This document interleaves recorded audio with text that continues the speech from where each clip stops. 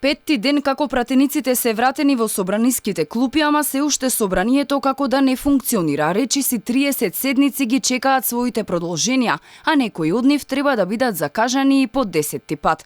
Најчеста причина за прекинувањето на седниците беше проблемот со кворумот, што се случи и со последната седница одржана пред одморот на пратениците. Од вкупно 973 точки на дневен ред на пленарни седници, неразгледани останале речиси 80, од причина што во комисиите не се одржале седници. Пред почетокот на колективниот одмор, председателот на собранието ги повика народните избраници да ги закажат матичните комисии на останатите предлог закони.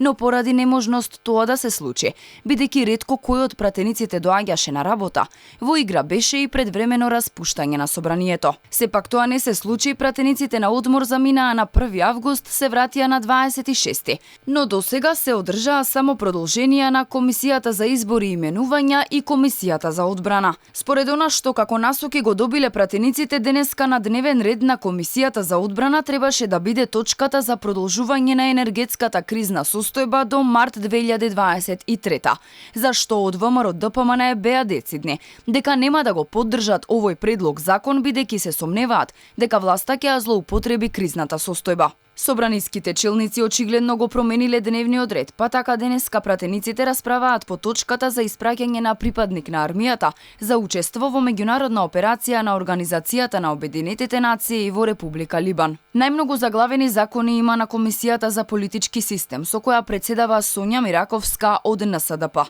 Според информациите од кабинетот на Џафери, споделени на крајот на јули, се работи за 36 предлог закони. Меѓу нив се законот за прекршоци, изборниот законник кој чека јавна расправа, законите за влада и пратеници, извештајот од антикорупцијска комисија и неколку закони поднесени од левица.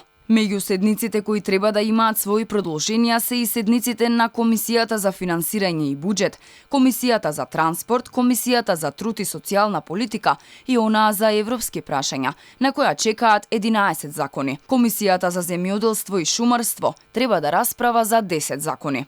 Комисијата за здравство, со која председава Арбен Зибери од ДУИ, доцни со 16 закони, од кои прв е законот за проектот Нов клинички центар. А Комисијата за образование има 8 незавршени седници. Комисијата за надворешна политика пак има 7 незакажани седници и 1 одложена.